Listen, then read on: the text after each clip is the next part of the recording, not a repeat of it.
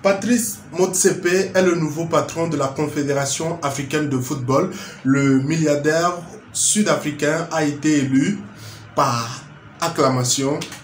Ce vendredi, on en parle justement dans cette vidéo. Est-ce que c'est une bonne nouvelle ou un choix risqué?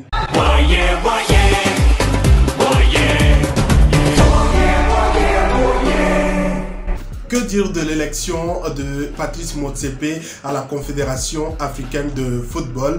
Salut à toi, bienvenue sur ma chaîne. Moi c'est Jacques. Ici j'aborde l'actualité togolaise et africaine. Je l'analyse et je donne bien sûr mon avis.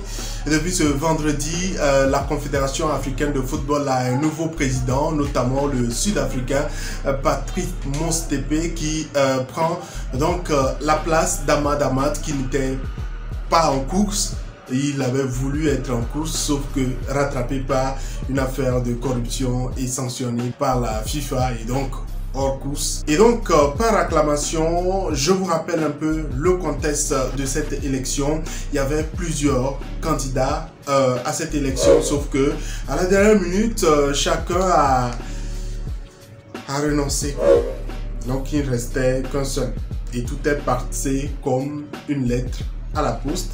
C'est vrai qu'il y a eu assez de polémiques autour d'une rencontre qui a eu lieu à Rabat au Maroc, à laquelle ont participé tous les potentiels candidats, également la FIFA. Il y a eu beaucoup de choses derrière. Des gens estiment que la FIFA veut imposer Patrice Motsepe comme candidat, et chose curieuse, quelques jours après cette rencontre, il y a eu donc les abandons des candidatures des autres, sauf Motsepe.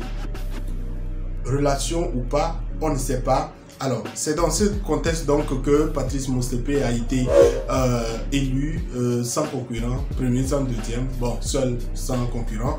À partir de ce vendredi, et ce jusqu'à 4 ans, il sera à la tête de la Confédération africaine de football. On évoquera dans les minutes à venir si c'est un bon choix ou un mauvais choix, mais qui est concrètement Patrice Motsepe? C'est un fils d'un instituteur et syndicaliste sud-africain qui a été banni pour avoir critiqué l'apartheid, devenu propriétaire d'une petite boutique. C'est dans cette petite boutique d'ailleurs que Patrice Motsepe fera ses premiers pas dans le commerce. Et justement, il fera ses études et ira aux États-Unis avant de revenir encore en Afrique du Sud, où il va s'intéresser un peu plus dans le droit minier. Et c'est dans le secteur d'ailleurs minier qu'il va se faire beaucoup d'argent, mettre en place plusieurs sociétés qui vont faire de lui en 2012 la première fortune de son pays, et actuellement classé dans le top 10 des milliardaires du continent africain par le magazine Forbes. Alors, quelle est sa relation avec le football? C'est en 2004 que Patrice Motsepe décide d'acquérir, d'acheter complètement un club de football, notamment Mamelodi Sundowns, un club très reconnu dans le pays et qui lui permettra de faire ses premiers pas. Mais il faudrait attendre jusqu'en 2016 pour voir le sacre continental de Mamelodi Sundowns en Ligue africaine des champions et une année plus tard en Super Coupe d'Afrique. Et ce parcours ou cette gestion ou ces pas dans le football vont lui permettre de prendre les rênes de la Confédération africaine de football, malgré beaucoup de critiques. Et ces critiques-là, jusqu'à présent, il y a beaucoup qui doutent même de sa capacité de pouvoir diriger la Confédération africaine de football. Parce que certains estiment d'ailleurs que même si vous avez réussi dans les affaires, ça risque d'être difficile de faire la même chose au niveau du football et tout ça. Et d'autres d'ailleurs estiment que en tant que propriétaire de plusieurs sociétés, il n'aura pas autant de temps à consacrer à la Confédération africaine de football, qui a besoin d'un dirigeant toujours présent au quotidien. L'autre bémol également, c'est le contexte dans lequel il arrive. Il arrive presque adoubé par le président de la FIFA, et donc avec beaucoup de critiques. Des gens ne le connaissaient pas, très méconnu de la sphère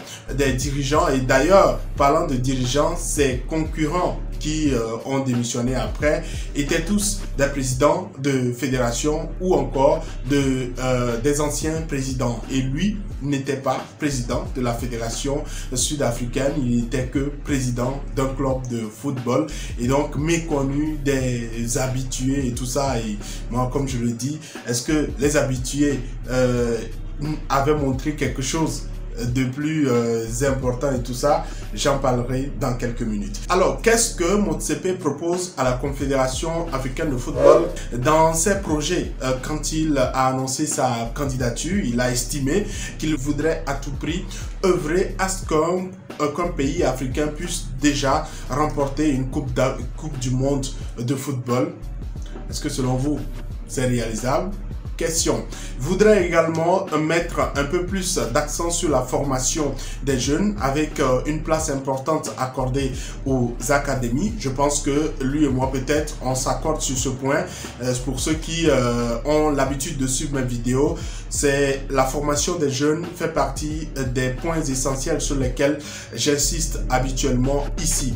Et au-delà, il faudrait également s'accentuer sur les infrastructures et encore plus peut-être ce qui peut être son argument essentiel, c'est l'implication du secteur privé dans le développement du football africain. Quelqu'un qui a réussi justement dans le secteur privé et qui a encore plus peut-être des contacts pour pouvoir un peu booster le secteur privé à s'intéresser au football africain, investir pour pouvoir faire décoller ce football.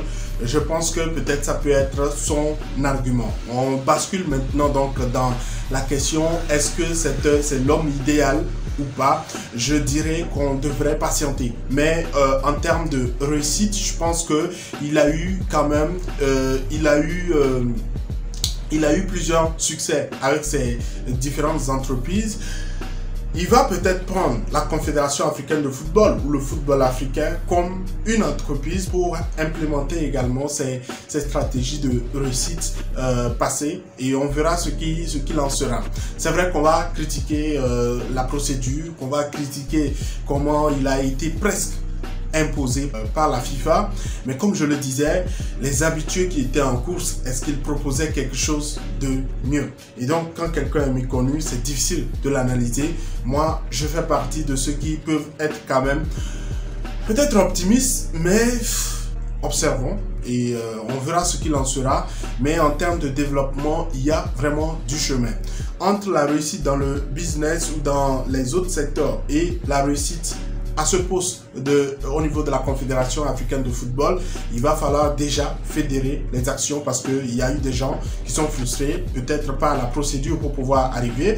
Il faut déjà faire ce travail-là. Ensuite, mettre en application, peut-être que c'est maintenant qu'il va découvrir certaines choses et les volontés ou les projets annoncés vont prendre du temps et c'est pour ça que je dis il faut s'entourer encore de ces personnes expérimentées. J'espère qu'il pourra réussir ce coup-là et réussir vraiment à amener des investisseurs, amener le secteur privé à pouvoir s'intéresser au football africain. Je pense que ce sera également un coup appréciable et s'éviter les polémiques auxquelles on a assisté sous la direction d'Ahmad Ahmad.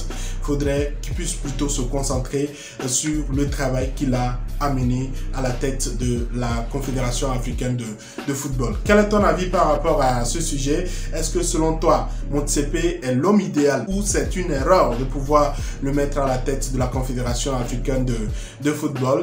Laisse-moi un commentaire et si tu ne l'as pas encore fait, abonne-toi à ma chaîne YouTube et à mes différents comptes sur les réseaux sociaux. On se retrouve prochainement pour la prochaine vidéo.